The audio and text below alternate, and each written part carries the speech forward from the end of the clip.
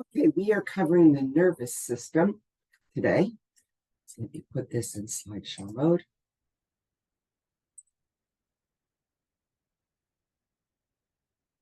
The reproductive system. We're going to start with the males and kind of work our way through. I'm going to do this as succinctly and articulately as I can. When it comes to spermiogenesis and oogenesis, it gets complicated. So I want to, I'll try to be as concise as possible. Okay, so we're going to start with the males and we're going to work our way around from starting the testes and working through the duct system. And then in the females, we'll start with the ovaries and go through the duct system there to the uterus. And then we will talk about hormonal regulation as well. Okay, the males, starting with the males, we're going to start with the testes that are surrounded by the scrotum. The testes produce sperm and testosterone. In females, the ovaries are going to produce oocytes and estrogen and progesterone. And they look rather similar. You have two testes, you have two ovaries. You have a tube system, the fallopian tubes in females, you're going to have two vas deferens in the males. So they're rather similar, but the testes as well as the ovaries produce our sex cells for reproduction and one hormone, if not two, in the case of females. It's composed of the microanatomy of the seminiferous tubules that are sort of like the repeating structural unit of the testes. I'm going to hold on here just for a second. Yeah. When we looked at the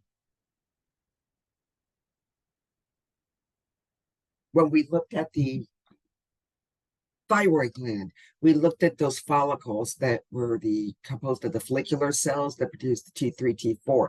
And then you had clusters of cells found between those follicles, the parafollicular cells that produce calcitonin. The testes are organized very similarly, where you have these repeating seminiferous tubules. You have clusters of cells between them called the interstitial cells or the Leydig cells, and they produce testosterone. And then you have around the circumference of the outer periphery of the seminiferous tubule, we have, in addition to our spermatogonia, we have what's called the Sertoli or nurse cells that secrete testicular fluid. And that fluid, contains some nutrients to help provide the sperm with nutrition as they develop. Right, we have the scrotum, which is the skin outside the abdominal pelvic cavity that contains the testes. Provides physical protection as well as can respond to temperature changes to keep the sperm viable. The testes can either be drawn closer to the body, when it's cold, or let the testes descend away from the body when it's warmer. All right, so we're going to start here at the white ball, at the testes, to the epididymis. Right? Vas deferens travels anterior to the pubic symphysis, over the bladder, back toward the rectum. It merges with a duct from the seminal vesicle to form a brief region here within this big prostate gland called the ejaculatory duct. And then it merges with the urethra. As it enters into the penis, it's going to receive secretions from the bulbourethral or the Cowper's glands.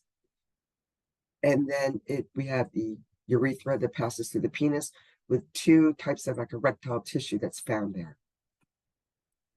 So the Sertoli cells are the nurse cells located in the seminiferous tubules, deliver nutrients to dividing cells, and amongst other things, secretes testicular fluid.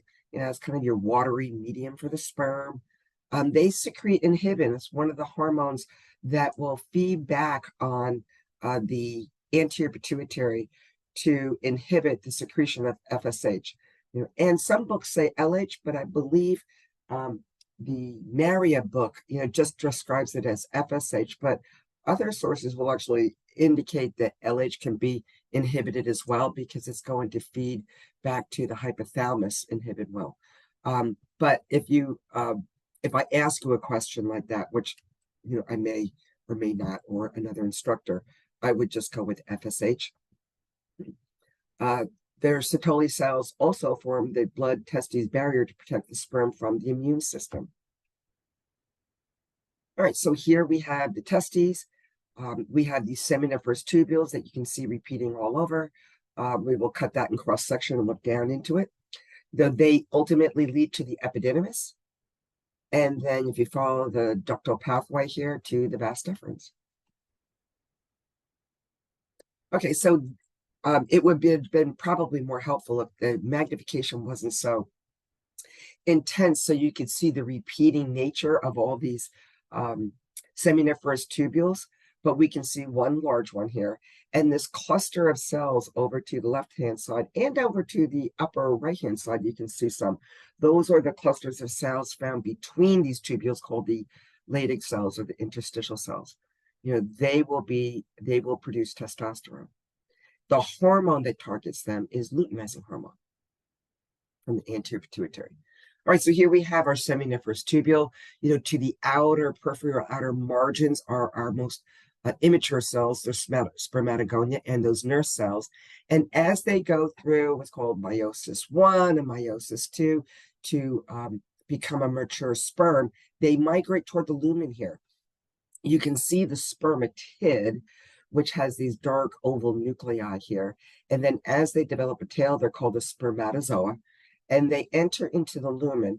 And it's sort of like being flushed down the sink. They're going to enter into the tube system, go up to the epididymis, where they will mature and go through their final maturation phases to look like a normal mature sperm. So the most immature are to the periphery, the most mature are to the lumen, and then they travel up to the epididymis. Right, so the duct system includes the epididymis, the maturation and storage site for sperm.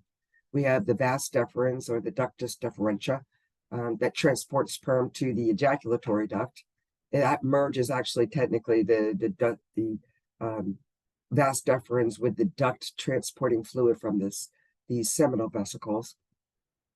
The ejaculatory duct mixes these secretions from these glands and with sperm to create semen. And then in the urethra, that's going to be capable of transporting both urine and semen. It's surrounded by the penis. Which contains erectile tissue that fills with blood to create an erection. So we're going to look at those two types of tissues. But surrounding the urethra immediately, and intimately, is going to be the corpus spongiosum. That keeps the urethra patent, upon ejaculation. And then we'll have other erectile tissues. Right, the accessory glands. We have the seminal vesicles. That's the first one, then the prostate gland, then the bulbourethral gland. The seminal vesicles produce the alkaline fluid to help offset the acidity or the acidic environment of the vagina. Every orifice of our body, the mouth, the ears, the rectum, the vagina, the urethra, they're all going to be a little acidic to inhibit microbial growth, as much as it can. So when we are trying to reproduce, the semen needs to be a little extra basic to offset the acidic environment it will come across. And that way the sperm stay viable. Also part of the major contributor or composition, I guess I could say, of the seminal fluids, is the fructose that's found there. So the fructose is going to nourish the sperm. So at this point, sperm are not motile. They're not swimming. They have tails, but they're not swimming, flagella. And they need to have fructose or some kind of monosaccharide for the mitochondria to convert to ATP. So I always say the seminal vesicles feed the sperm first. Then the prostate gland is going to secrete an acidic fluid that activates the sperm. Now the tail can become motile because it has a substrate to produce that ATP. It's a very active process. And then lastly, the bulbourethral, the Cowper's glands, they secrete an alkaline solution also to help offset the acidity of the vagina, but also that of the urethra as well. Because remember, the urethra has been passing urine through it too. So, you need to kind of sweep that away. You need to change the acidity. You need to cleanse the urethra a little bit.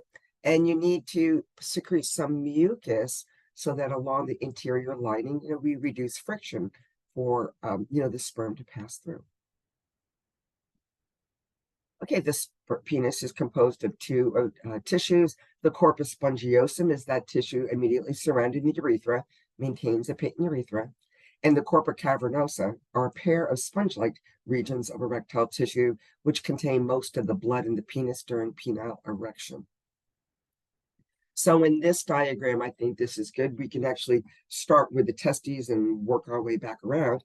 But when we look at these tissues around the found in the penis, that darkish bluish color immediately surrounding the urethra is the corpus spongiosum. And then to the left and the right, the lighter blue staining tissue is the corpora cavernosa. Okay, so spermatogenesis is how we produce what's called 4 haploid sperm. The haploid sperm are the 4 sperm that have 23 individual chromosomes. You know, in our general body cells, we have 23 pairs of chromosomes. Well, our sex cells, when we will go to reproduce, we want both the female gametes and the male gametes to only have 23 individual chromosomes. So when they merge and unite, they restore the 23 pairs of normal cells. So we start with a stem cell, just like our other somatic cells that have 23 pairs of chromosomes, and we are going to go through mitosis repeatedly to replenish and maintain the stem cells that gives rise to all the sperm ultimately. So that's done by mitosis. Then it's followed by meiosis 1 and meiosis 2, which are 2 rounds of division of the chromosomes so that the daughter cells, or in this case, the sperm, will have 23 individual pairs of chromosomes. And then it goes through spermiogenesis, which is that final maturation process to shape this cell into what we consider, an adult sperm. Now, the phases of meiosis 1 and meiosis 2, remember that mitosis is technically preceded by interphase, and mitosis is division of the nucleus. And so those same phases, prophase, metaphase, anaphase, telophase, are going to occur in meiosis 1 and meiosis 2. When it's referred to as prophase 1, metaphase 1, anaphase 1, they're talking about those particular phases that are occurring in meiosis 1. And then in meiosis 2, that you refer to them as prophase 2, metaphase 2, so forth and so on. Just so you kind of have the tools of what might be the terms that might be used, especially when it comes to female reproduction more than males. Okay, so over to the left-hand side in tan, it's showing you mitosis. Remember, chromosomes line up in the middle. You have these pairs of chromosomes, and then they get pulled apart, and one member of that homologous chromosome goes to one end of the cell and one to the other end of the cell. And therefore, the offspring or the progeny have 23, 23 pairs of chromosomes in each daughter cell. Over on the right-hand side is meiosis 1 to meiosis 2. And one of just the major differences is that in meiosis 1, instead of having single pairs of chromosomes lining up in the middle, like we do in metaphase in the mitosis column over here on the left, look at what happens in metaphase on the right, in meiosis 1. Instead of having individual pairs line up, we have what's called tetrads. And so you have 2 pairs. And so along that, midline area there, instead of having a single pair, we have 2 pairs here. And what that does is in meiosis 1, allow what's called crossing over to occur, where you can have an exchange of some of the genetic material that's on what I call the little feet of those X's, of those chromosomes. They'll actually swap over so that, when these chromosomes separate, that purple chromosome, let's say, that's adjacent to the green chromosome there, that tetrad pair, they're part of that purple chromosome will now have light green components in it, because some of the light green component from the chromosome pair adjacent to it swapped, right? They swapped this genetic information, and that allows for genetic variability when we reproduce. Anyway, I guess that's kind of a detail, but people who took bio 1, bio 2, they would be very, very familiar with this. So that's, one unique thing that happens in meiosis 1 is that we have these tetrads lined up. It allows for exchange of, genetic information, genetic material. They line up in the center, and then one pair, not an individual, one pair goes to one end and one the other. Then when we enter into meiosis 2, those chromosomes will line up in the middle, just like we did here in mitosis, and they get pulled apart in the middle, and now they split, and that each of the daughter cells now produced, of which there will be 4 sperm from one stem cell, will now have 23 individual pairs of chromosomes. Now, females will go through the same process, but they're, instead of having equal division of cytoplasm, you're going to have unequal division of the cytoplasm. Meiosis 1 starts and then it gets halted, and then meiosis 2 will start, then it gets halted.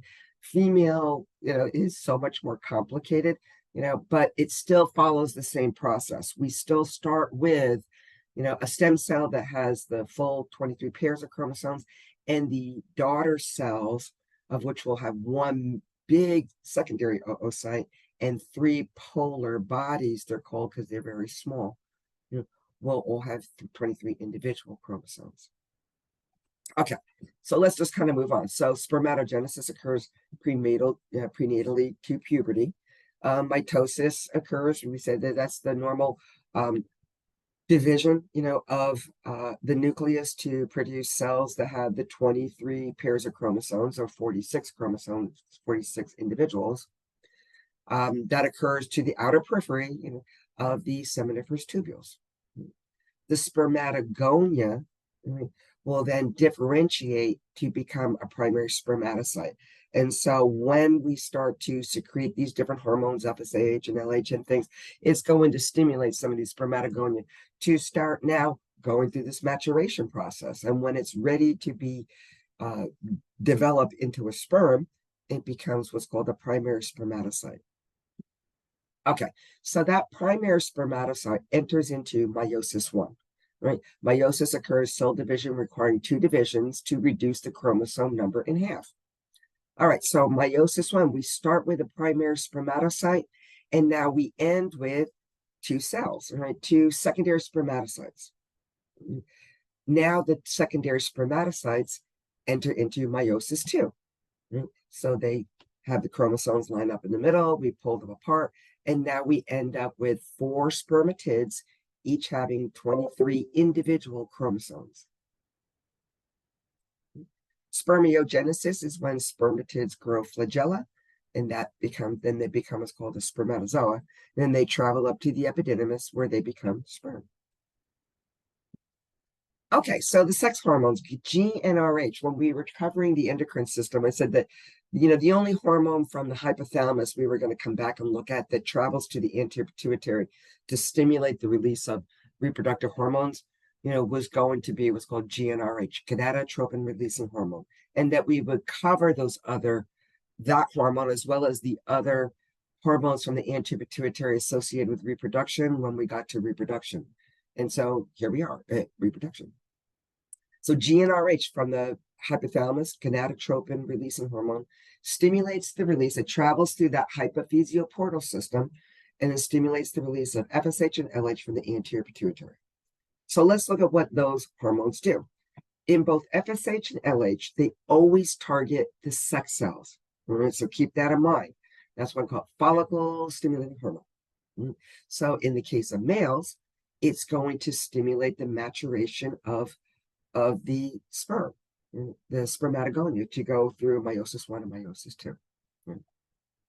Luteinizing hormone is going to target, in the case of males, the interstitial cells, and then they will produce testosterone. So FSH always targets our sex cells, either the males or the females, and luteinizing hormone always targets the other cells that we find there, which in this case in males are going to be the interstitial cells to produce testosterone. In females, it will target what's called the granulosa cells, and they'll produce estrogen and progesterone. So what does testosterone do? It's produced by the interstitial cells, as you know, and to a certain extent in the adrenal cortex. And it functions to stimulate the development of secondary sexual characteristics, stimulates development of muscle, bone, and how fat is distributed, in males and how it's stored. Inhibin is secreted by those nerve cells and will feed back on the anti-pituitary to inhibit FSH. That's the one that I said that arguably maybe, also inhibit LH from being secreted as well. But I just opened up and I looked at the edition is this? The 11th edition of Marriott. And I didn't look at every single reference page they had for inhibin, but they did show this one, and they were saying that it only inhibited FSH, but other sources will say it also inhibits LH, but we won't dicker about those details. It inhibits FSH. Now in females, it happens as well. It's not for some reason instructors here don't include that information. So I'm going to research that a little bit and see if anybody does. I keep adding more, and I don't want to add too much more content to your notes all the time. But if it's going to be referred to at some point in a nursing program or a PA program, then I think it's probably a wise idea to at least put the information in there. I don't have to ask a question about it. All right, but in any event, all right, let's look at how these, briefly, how we're going to go through this process. Right, so we start with our stem cells up on top. I put a couple of extra labels in here so it makes more sense. There's our spermatogonia, right? They replicate over and over again in mitosis as the stem cells. Right. Then we have here over to the left-hand side, I go here, meiosis 1. We start with a primary spermatocyte in blue, and at the end of that division, we have 2 cells, right? They're called the secondary spermatocytes. They enter into meiosis 2 and divide, and now we have 4 cells. Those are the spermatids that ultimately become spermatozoa and sperm, and they have 23 individual chromosomes each. Okay, the structure of a sperm includes the head, the nucleus, and the acrosome within the head. In a subsequent picture, I think, no, maybe not. I used to have a picture, that showed a little more detail about what the acrosome looks like, but here we have the head that's with the nucleus is illuminated in the yellow here. They don't actually glow in the dark, but to the surface of that that kind of the apex of the head and nucleus area here, it almost looks like a little helmet that they wear. And that is where these enzymes are stored. These enzymes will be required upon fertilization to kind of break down some of the cells that are surrounding and protecting this ovulated secondary oocyte. And that also helps it kind of bind to the zona pellucida, which is a plasma protein membrane surrounding there's a protein membrane surrounding the oocyte that the sperm has to bind to a receptor to gain access into the oocyte. So, the acrosome containing these enzymes, is a required component of the sperm once it reaches the secondary oocyte. Okay, the mid-piece is just distal to it, contains lots of mitochondria, which will convert that fructose to ATP so that the tail or the flagella can be motile. So hormonal regulation from the hypothalamus, gonadotropin releasing hormone travels to the anterior pituitary. It secretes FSH and LH. Right? FSH stimulates spermatogenesis, luteinizing hormone, the release ultimately of testosterone from those interstitial cells. Right? Testosterone produces and maintains secondary sexual characteristics. It stimulates bone development, muscle development, so forth and so on. Okay, and this I'm not going to go into a lot of detail here, but starting with number 1, gonadotropin releasing hormone, is transported through that hypophyseal portal system via portal blood to the anterior pituitary. We secrete FSH, LH. LH targets those interstitial cells, produces testosterone over to the right. And then number 5 is the different functions of testosterone, stated in different ways. Right? FSH targets the development of the sperm, right? Stimulates spermatogenesis. Right? And then when there's enough spermatogenesis occurring, the nurse cells secrete inhibin, follow the gray dotted line, number 7, back to the anterior pituitary. Okay, female reproduction. Well, we start with the ovaries and we work our way around. So the ovaries have a connective tissue layer surrounding it that helps to support it in its location. The ovaries, the fallopian tubes, and the uterus have ligaments that keep it in the abdominal pelvic cavity, and suspended there, which is going to be necessary during pregnancy. They function to produce the sex cells, the female gamete called a oocyte or a secondary oocyte, and the produces the hormones estrogen and progesterone. So the coming in close to, generally not making very much contact, if any, with the oocyte are the fimbriae. And this is the entrance point into the fallopian tubes. When you get close to ovulation, about a day or so before ovulation, it starts to secrete kind of this mucousy, thready material, and they start to undulate so that upon ovulation, it will kind of capture the secondary oocyte and kind of funnel it into the fallopian tubes. Upon ovulation, that oocyte is kind of temporarily free-floating in the abdominal pelvic cavity. The relationship between the fimbriae and the fallopian tube is kind of like a neuromuscular junction or a synapse, where they come really, really close together, but generally don't touch. Other people argue and say, well, one or two of the folds of that fimbriae may make contact with the ovary. Okay, maybe they do. But upon ovulation, that structure is pretty free-floating. And so it's going to be up to the fimbriae to sweep it into the tube. All right, uterine or fallopian tubes receive the ovulated oocyte by the fimbriae sweeping it into the tube. Right? It's the site of fertilization, and it's also the site of tubal ligation. The uterus is a site of implantation and fetal growth. Then the vagina is the passageway for fetus and a fetus, and menstrual flow. It has an acidic pH as well, and inhibits microbial growth and keeps the vagina healthy. The vagina as well as the uterus, are both, rather acidic. Okay, so let's look at this. I have this picture laterally, and then this one was, posterior to anterior. So when we see the ovary here as the white ball, we have the fimbriae, then the uterine tubes to the uterus. The exit entrance point, so to speak, is the cervix at the base here. Then we have the vagina, and then we have the outer reproductive organs. In this direction, now you see the two ovaries bilaterally. So you see what I mean with it, kind of analogous to the testes in the males. The fallopian tubes are, analogous to the vas deferens. Then we have the uterus. We have 3 layers to the uterus. The most inner layer that would be exposed to the lumen of the uterus is the endometrium. The middle layer, the contractile layer, is the myometrium. And then we have the periometrium to the outside. We have the cervix at the base. Now over to the ovary on the right-hand side, it actually shows you the development, of a primary oocyte to a secondary oocyte, and then it gets ovulated here, where you have the little picture, the black lines that indicate the fimbriae here at about 3 o'clock. You can hardly see it because it's really tiny, but that little ball there, that's going to be your ovulated secondary oocyte. And then the tissue that remains behind here in yellow is called the corpus luteum.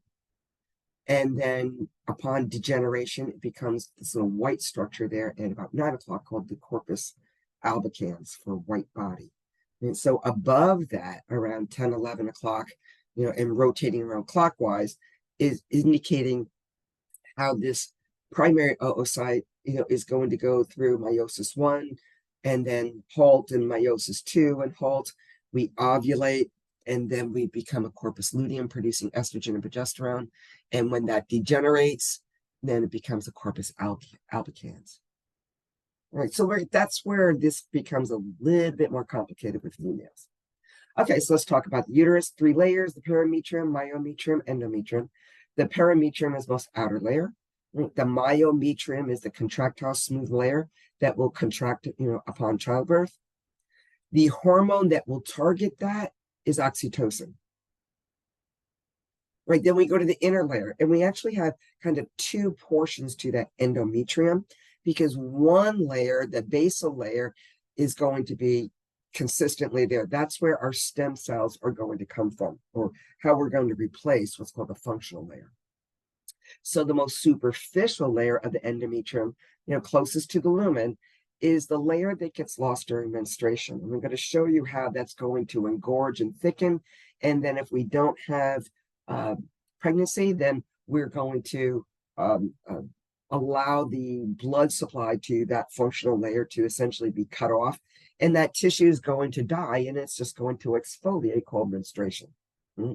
That is the layer that you would have implantation, and ultimately then, perhaps pregnancy as a consequence of that. Not all implantations become, develop into a pregnancy, but, a lot of them do.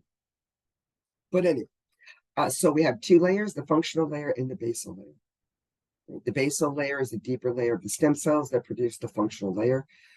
Similar to the stratum basalis of the epithelium, or the epidermis, really, or the stratum basalis that produces the epithelium, stratified squamous epithelium of the epidermis.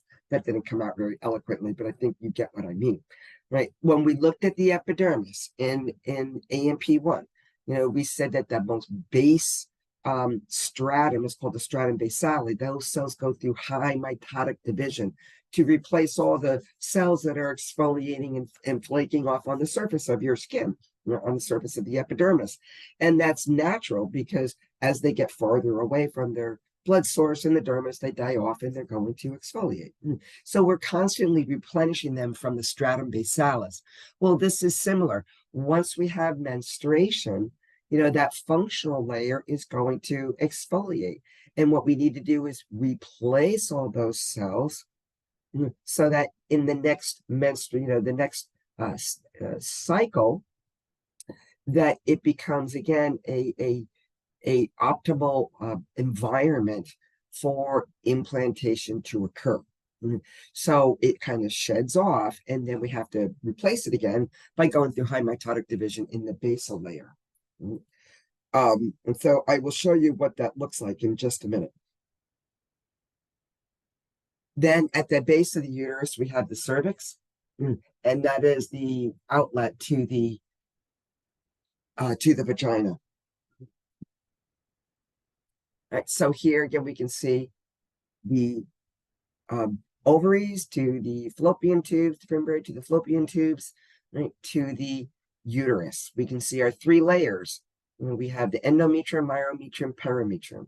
And the endometrium, the layer that's, indicated, I guess, kind of in this whitish, or the dark reddish kind of area, is the portion that can exfoliate. So we have the functional layer that, functions to, I guess, the good way to remember this is it functions in implantation and exfoliation, during menstruation. And then the basal layer, replenishes all those cells upon menstruation, or after menstruation, really. All right, so the external genitalia includes the mons pubis. It's a fatty rounded area covered with pubic hair overlying the pubic symphysis, so it'll be anterior to the pubic symphysis on females.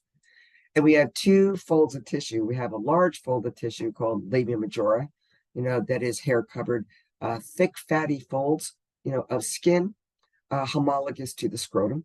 And then deep to that, we have the labia minora, smaller ones, that help surround and enclose the urethral opening and the vaginal opening, or the vaginal opening. And then the clitoris to the anterior aspect, contains the erectile tissue, homologous to the penis in males. Right, mammary glands present in both sexes, but functional only in males and females. In females, they are considered modified sweat glands, so they're actually part of the skin. Development is estrogen dependent. So when we see surges, or I'm not surges, but well, it does surge during a menstrual cycle. But when we start seeing, a significant release of estrogen and progesterone, because adolescence, um, during adolescence, females will start to have their menstrual cycles, and it's during these menstrual cycles, or as a consequence of going through this cycle, is that estrogens and progesterones primarily will be produced. All right, we have sorry about that. Milk production is uh, produced or is a function of the mammary glands. Right? The stimulus for producing milk, or lactating, is controlled or stimulated by prolactin. So that was one of the other anterior pituitary hormones. So milk production in the glands is stimulated by prolactin from the anterior pituitary. Milk letdown was sometimes referred to as, or milk ejection through the ducts to the surface of the body, will be controlled or stimulated by oxytocin from the posterior pituitary. And so we have, remember the anterior pituitary, we had FSH, LH, prolactin were the three hormones we said we were going to come back to when it came to reproduction. And from the posterior pituitary, remember we stored and released antidiuretic and oxytocin. Well, now we're talking about oxytocin. So oxytocin, at the end or about term of pregnancy, oxytocin will be released, and it stimulates milk letdown through the duct system, and also targets the myometrium of the uterus to contract. All right, so here we're looking at breast tissue. Here, the glands look kind of like tan clusters of grapes, and the ducts are in yellow here. Right, so the glands are the target of prolactin, the ducts are the target of oxytocin. All right, so oogenesis in females, same kind of a process. We're going to start with a stem cell, and we're going to end with 4 cells, right? But one is going to be unusually large and kind of takes all the good cytoplasm, all the organelles. That will be our one viable oocyte, and 3 little polar bodies. Right? So we end up with 4 things, but one cell is going to be really viable. And this is in contrast to males. They start with 1 stem cell, they end up with 4 viable sperm. Okay, so this process occurs all in the ovaries. Through mitosis, we produce over and over again, just like in males, stem cells. And that occurs prenatally as well. Now, this is something that's very different with females than males. We start meiosis 1, and then it halts while you're still in utero, before you're even born. So we will enter into meiosis 1 and then halt. And then you wait until essentially adolescence, when one of these is going to be selected to complete meiosis 1 and enter into meiosis 2, because we need to ovulate, and then it'll halt actually again to meiosis 2 and wait to be fertilized. I know it's a little more complicated. Okay, so the fetal stage, we produce all these oogonia by mitosis, replicate over and over and over again, just like you did the stem cells, the spermatogonia. But then they will then transform into a primary follicle. All right, so what is a follicle? A follicle is an oocyte in the center, surrounded by these granulosa or follicular cells. It's sort of, I shouldn't say sort of, but it's similar to the structure of a renal corpuscle. You know how the renal corpuscle was the Bowman's capsule to the outside of the capillaries within it? And as a unit, those two things form the corpuscle. Well, these follicles, if it's a primary follicle, it has a primary oocyte in the interior surrounded by some of these follicular cells or granulosa cells. And this is occurring prenatally. So during fetal development, not prenatally, during fetal development, the female will produce all the oogonia that can be ovulated during her lifetime. Meiosis 1 begins in utero during fetal development, but halts in prophase 1. So unlike males, females enter into meiosis 1 but stop.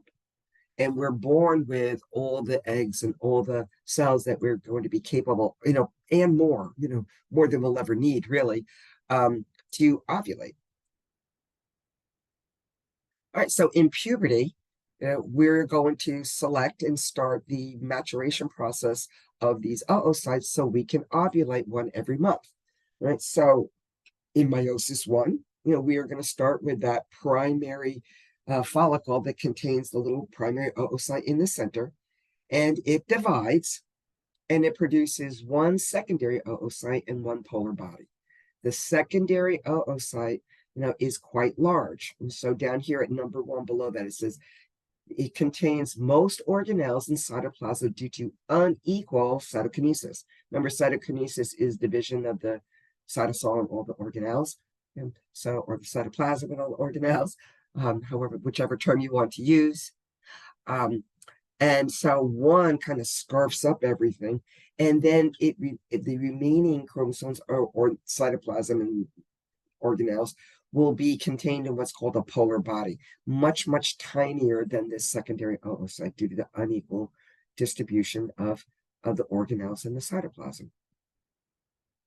Okay, then those two things, right, the secondary oocyte and the polar body, both now enter into meiosis too.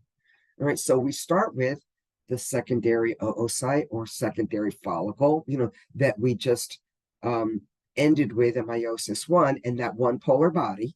Right? And then we end with a secondary oocyte and 3 polar bodies.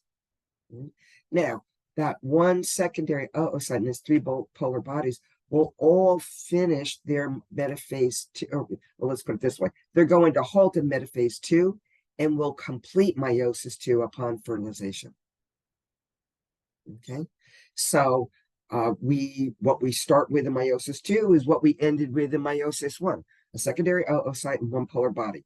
They divide. That 1 polar body produces essentially is going to be 2 polar bodies, and the 1 secondary oocyte will remain as a big secondary oocyte and another polar body. So we actually have 4 structures. Upon fertilization, you end meiosis 2. All right, ovulation. And so ovulation, and we're going to come back to this again because we're going to put all the ovarian phases in order, but ovulation occurs around day 14 in a female cycle. That's when the follicle is the most mature and sometimes referred to as a Graafian follicle. At that point, right, the follicle kind of turns inside out and spits out and ejects the secondary oocyte with its polar bodies. And it's also surrounded by some of those follicular cells that we now call the corona radiata, right? And it becomes ejected and kind of free floating in the pelvic cavity to be swept into the fallopian tubes. And the cells that remain behind are going to become that yellow body. We said that's producing the estrogen and progesterone. All right, so that's what ovulation is, and I'll show you a picture in just a minute. The corona radiata are the layers of cells surrounding the oocyte to help protect and nourish it, and kind of prevent what's called desiccation, from it drying out and kind of dehydrating. And the zona pellucida is this protein membrane layer that surrounds the structure, the oocyte, that has receptors on the surface to bind with sperm so they can gain access, into the oocyte. They're called ZP3 receptors. Okay, so briefly over here to the right-hand side, all right, we're going to kind of follow that because that's showing you essentially what's happening and what it appears like. And I think that's easier to see right now than over to the left-hand side, but we develop, through mitosis, we develop all these primordial follicles that essentially become primary follicles.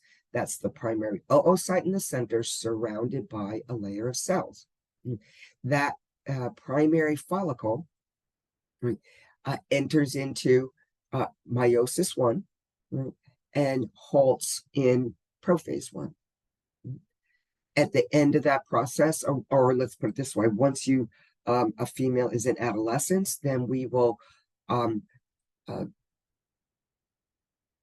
complete meiosis one and produce a secondary follicle, plus a polar body. That secondary follicle contains a secondary, technically, oocyte in the center. And it's essentially the same cell. It's just going through a different phase. That's all. It's entering into meiosis two. So it's the same kind of a cell, but that cell is actually getting larger and larger, and the layers of cells, surrounding that secondary oocyte is becoming, more numerous as well. And so it is these cells that are surrounding that oocyte in the secondary follicle, right? Those granulosa cells that will be the target of luteinizing hormone. And when that starts to happen, it starts to develop this fluid-filled area in here. Here you can see this mature graphium follicle. You see how you have this little cavity area? It's almost as if you took a straw and you kind of ejected some fluid into one, between some of the layers of these granulosa cells. And that outer layer starts to balloon outward. Well, that fluid-filled area here in gray is called an antrum. And it's doing that because we're secreting this luteinizing hormone that's targeting those granulosa cells, right? And in that fluid and from those cells is going to be estrogen and progesterone. Follicle stimulating hormone is stimulating this whole process of meiosis one and meiosis two, and stimulating that oocyte, to go through meiosis one and halt and so forth, and even get larger and larger still.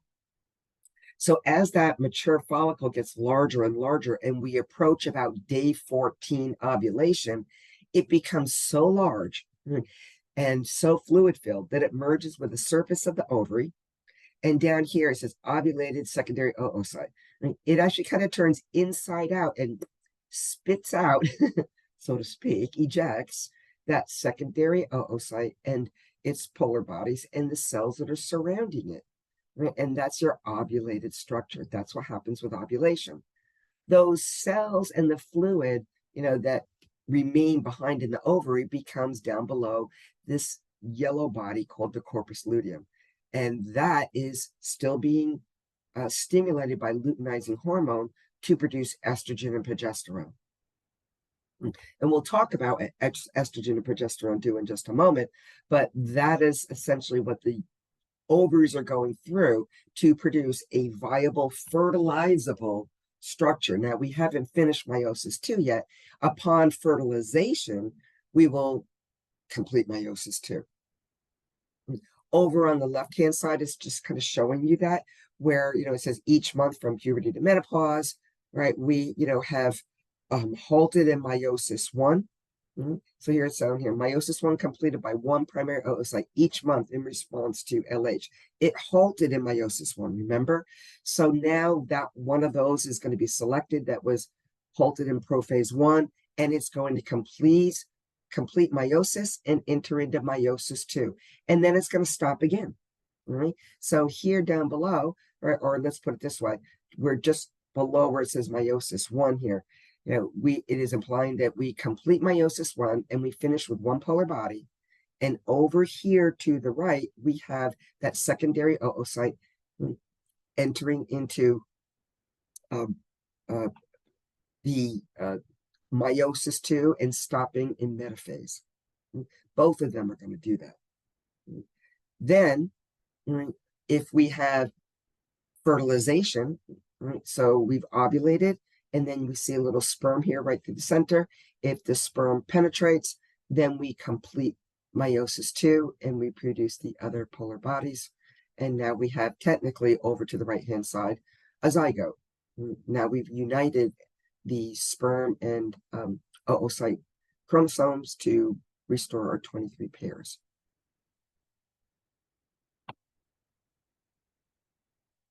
Okay. Menopause, ovaries lose function as an endocrine gland. Really all your endocrine glands are going to atrophy over time, and they no longer they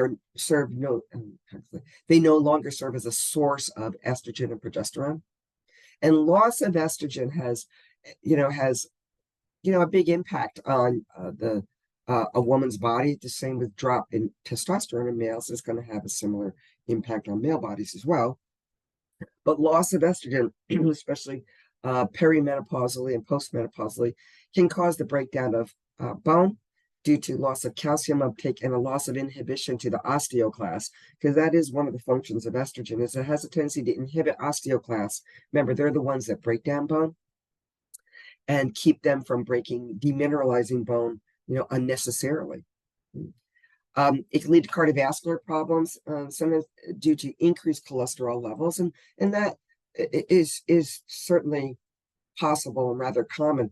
But it also estrogen helps maintain smooth muscle tone, and so all the areas where we have smooth muscle, they kind of that smooth muscle starts to atrophy a little bit.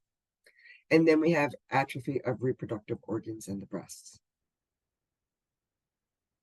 Okay, so we're going to talk about menstrual cycles, and we're going to look at the ovarian cycle and the uterine cycle. All hormones, FSH and LH, estrogen and progesterone, are very low at the beginning of a cycle. And I'm not going to ask you a lot of technical questions about what's the level of FSH at this point, only at certain intervals, because I think it's really obvious, and then we're going to leave it alone. But we are going to talk about it. Okay, so the ovaries go through a cycle every 28 days, and the uterus goes through the cycle. The job of the ovaries is to prepare a secondary oocyte, ovulate it, and produce estrogen and progesterone to prepare the uterus for implantation. That's its job. If there's no implantation, it stops what it's doing. If I'm not going to secrete any more estrogen and progesterone, and I'm going to go right back to the beginning, to day one of preparing another oocyte to be ovulated. So that's the job of the ovaries. Ovulate, wait and see what happens, produce these two hormones, estrogen and progesterone. If nothing happens, okay, I stop producing that. I'm going to go right back to the beginning. We're going to go back to day one and start preparing another oocyte to be liberated, like that, to be ovulated. So the first phase is called the follicular phase. It includes days about 1 to 12. The primary hormone associated with that is going to be, shocker, follicle stimulating hormone. So FSH from the anterior pituitary is stimulating this process of maturing, stimulating the completion of meiosis 1, enter into meiosis 2 and halt. That's follicle stimulating hormone. Then around, day 12 to day 14-ish, luteinizing hormone is going to surge, and it's going to cause that graphium follicle to really swell with fluid and ovulate that secondary oocyte. Then we enter into, for the remaining about 2 weeks, the luteal phase, day about 15 to 28. So we not only surge with LH at ovulation, it's the major hormone of the luteal phase. Luteal phase, luteinizing hormone.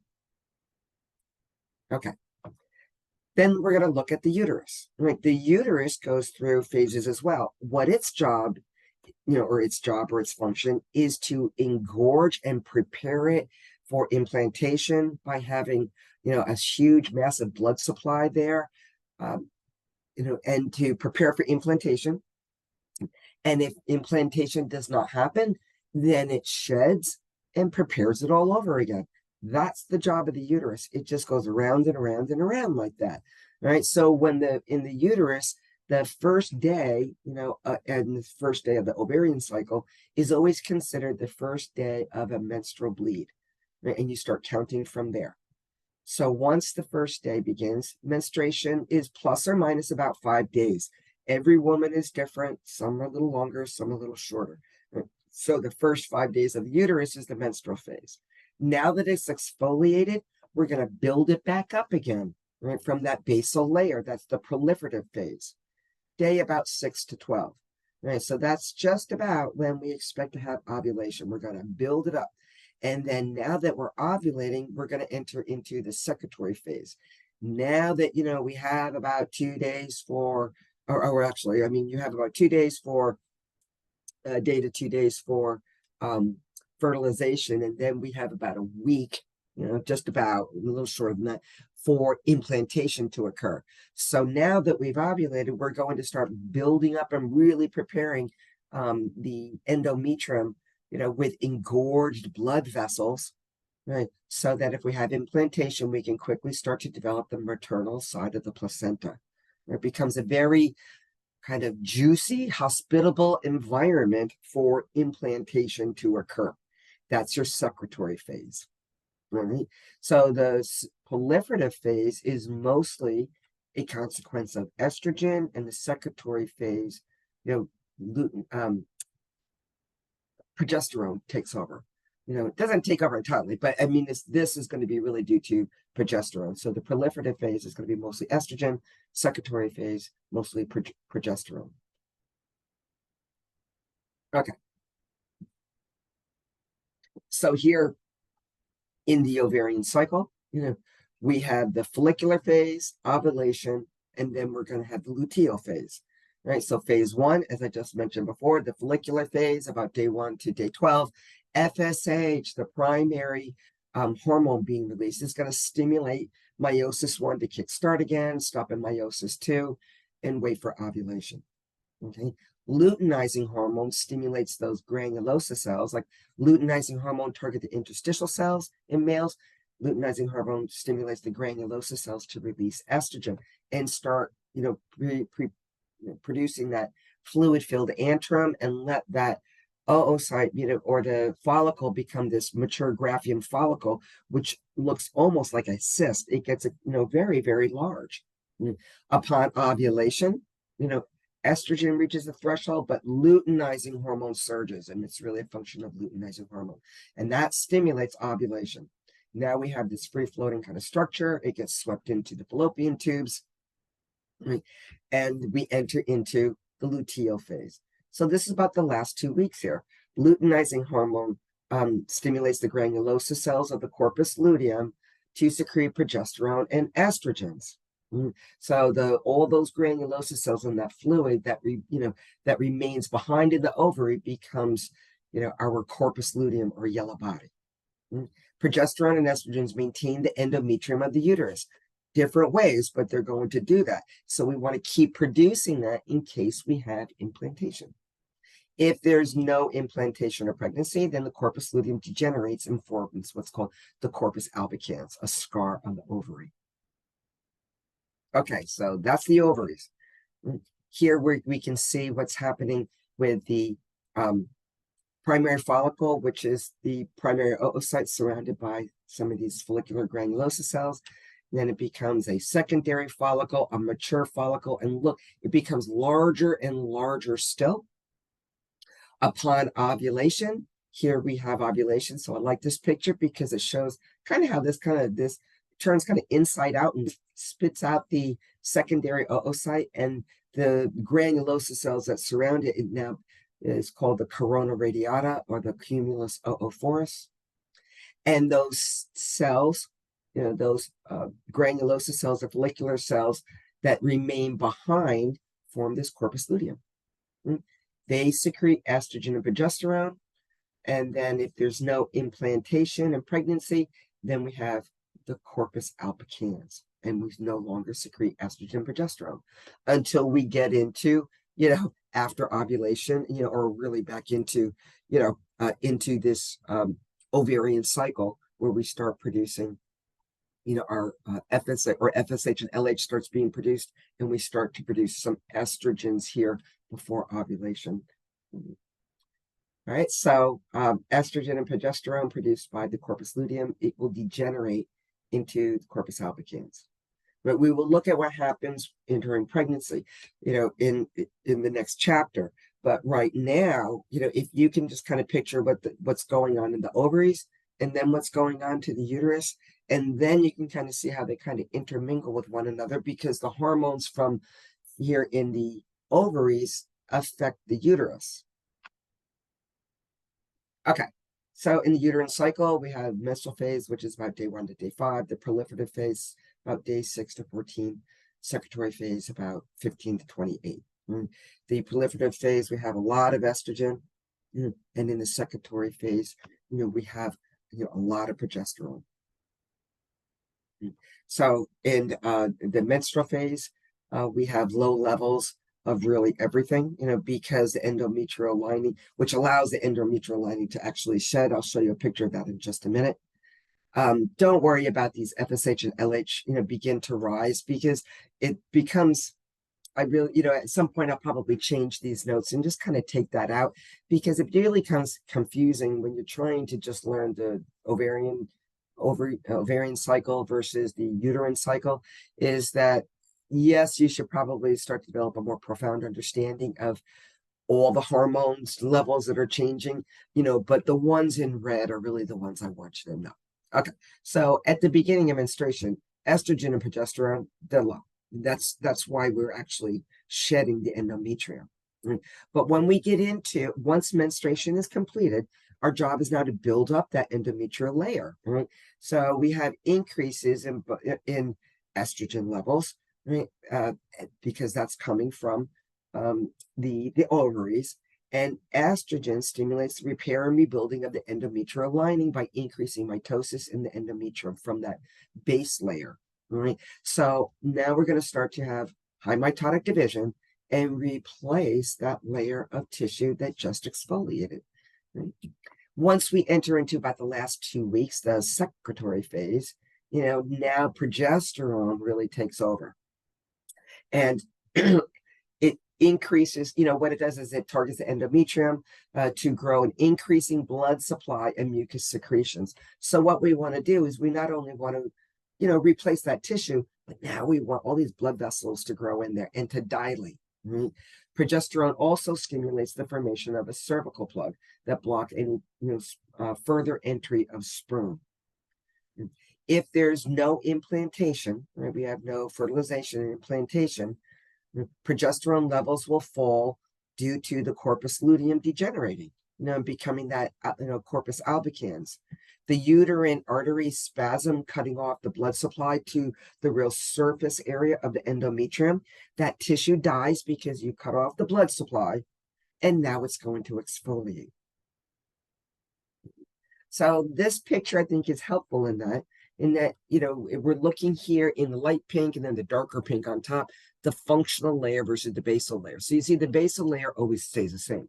It's that surface of the endometrium that's going to shed and then build back up again. So in the first part here, day 1 to day 5, they're saying, well, this is when we have menstrual flow. And that's why the functional layer is becoming much thinner. Okay, so you picture that.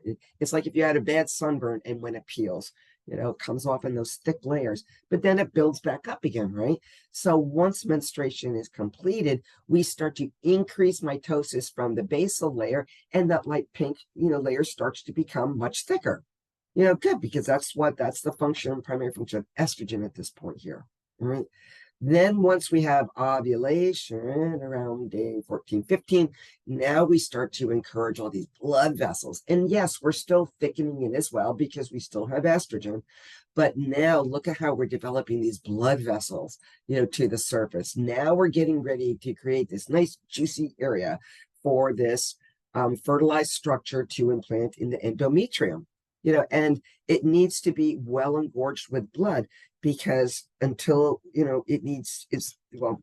that fertilized structure, is developing, and it needs to, comes with some of its own food to live on, but very quickly after it implants and it burrows in like a tick, where the endometrium kind of folds over it and it becomes like within the endometrium, is that very quickly we have to establish what's called the maternal placenta blood supply surrounding that, and then the fetal placenta and blood supply, right? The two blood supplies do not mix. Okay, so we prepare for this implantation. Maybe it'll happen, maybe it won't. But let's say it doesn't, all right? So toward the green end of the green area here, once we get between like day 25 and day 28, right, the levels of progesterone are going to drop significantly. And these blood vessels, we're closer to where the functional layer meets the basal layer, are going to twist and get spasmed and cut. Oh, sorry about that. Cut off. Oopsie doodle. Let me go back. Sorry about that. it's going to spasm here toward the bottom and cut off the blood supply to the surface. And that causes those cells on the surface to die and exfoliate. All right, so about day 28 is about the end of the cycle. You can see the layer of the functional layer gets really, really narrow here because now it's dying off and we're going to exfoliate. You know, again, we're going from day 28, we're going to come right around back to the beginning to day 1, the menstrual phase. Right, and we're going to let that just slowly kind of shed and exfoliate over the next 4 or 5 days, 6 days. And then we build it back up again and it sheds off, and we build it back up and it sheds. So that is our, uterine cycle. All right, so hormonal regulation of the cycle. Of course, gonadotropin releasing hormone stimulates the release of FSH and LH from the anterior pituitary. This starts at puberty. FSH stimulates the oogenesis, remember, and the follicle growth, the actual sex cell, and luteinizing hormone stimulates the granulosa cells, and ultimately the release of estrogen and progesterone from those granulosa cells. Luteinizing hormone also surges around day 14 to trigger that ovulation. It also transforms the follicle into the corpus luteum, like I said before, so that it produces the progesterone and the estrogen. Okay. All right, so here we can see a picture like we looked at similarly of gonadotropin releasing hormone from the hypothalamus to the anterior pituitary, and it's a good picture. So number 1, FSH are actually 2. So FSH and LH are released at number. I guess they're trying to indicate that at number 1. FSH targets the oocyte, the sex cell. Luteinizing hormone targets the granulosa cells. Right? It becomes larger and larger. We have our LH surge. So over here in the middle, we have our graphium follicle, which is a mature follicle. Right? It ovulates that secondary follicle. So I think that's a good picture to kind of show how it kind of turns inside out and ejects that secondary oocyte and the cumulus oophorus, or the corona radiata that surrounds it. That white layer between the two would be the zona pellucida. Those cells that from that ruptured follicle then become the corpus luteum to the right-hand side, producing estrogen and progesterone. Right? Now, eventually, it will produce inhibin.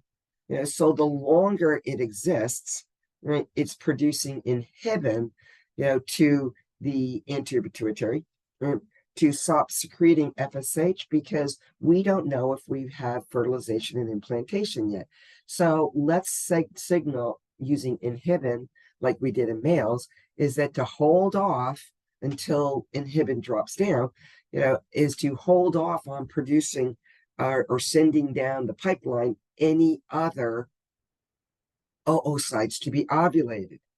Once we get, to day 28 and we don't have, any implantation or another hormone called human chorionic gonadotropin, which is a hormone that's actually going to come from implantation, we want to hold off from producing another ovulated structure. So, but once we hit around day 28 and we don't have any implantation and we don't have any pregnancy, then we will stop secreting the inhibin and let FSH be stimulated again. I'm not going to ask you about inhibin, but that's the role it serves here. And I kind of feel that, probably should be part of our content. But anyway. All right. And then over to the left-hand side, we can just see, again, how, inhibin kind of acts, in that negative feedback mechanism. Okay. And let me come back and just say, I was saying that, maybe I don't know if I misspoke, but when we do start secreting inhibin, we don't have to wait till we're close to day 28. I think I was thinking one thing and something else came out of my mouth, is that we don't want to stop secreting inhibin until about day 28. We will stop secreting, or we will start secreting inhibin around ovulation, because we want to give this ovulated structure a chance to get fertilized and implanted. And so we're going to hold off on stimulating any further production of oocytes, to become a secondary oocyte for ovulation until we're pretty certain that there's no fertilization implantation, and that takes to about 28 days. So sorry if I misspoke there. Okay, we're getting to the end, and I've been talking for a while, so sorry if I'm getting a little wordy. All right, so I'm going to finish this up. There's only 2 more slides. Now, if there is fertilization, the embryo produces what's called HCG, human chorionic gonadotropin. Right? HCG will feed back on that yellow body, the corpus luteum, so it continues to produce estrogen and progesterone. Right? We don't want the endometrium to exfoliate and have menses. If we have implantation, it's like we want to stay there, So we need this HCG for quite a while until the placenta is really operational, and advanced in its development. And then, the HCG levels will start to, drop down. But if we have pregnancy, we want that estrogen and progesterone. We do not want to menstruate. Right? But that can be an issue, well, I won't get into fertility issues, but that could be one of them. All right. If there's no fertilization, the corpus luteum degenerates into the corpus albicans, right? That white body. No corpus luteum, no estrogen, progesterone. No progesterone, that it triggers the spasming of those uterine arteries, that are supplying the endometrium. That tissue dies off and the endometrial lining sheds, and that's what menstruation is. And then the cycle begins again. All right, so let's not, I don't want to get into right now a lot about this HCG, but if you can try to wrap your head around the cycle of the ovaries, and think about it separately than from the uterus, if that's necessary, it's not going to require a lot of you trying to intermingle those two, at least not questions that I'll ask. I know some people, I guess, do, but I will treat them as 2 totally different cycles. And then eventually you're going to have this aha moment where you see how they're intertwined to one another a little bit better, but that's going to take some time. Maybe, once you've completed lab, you'll get a better understanding of it. Okay, so that is the end of the reproductive system.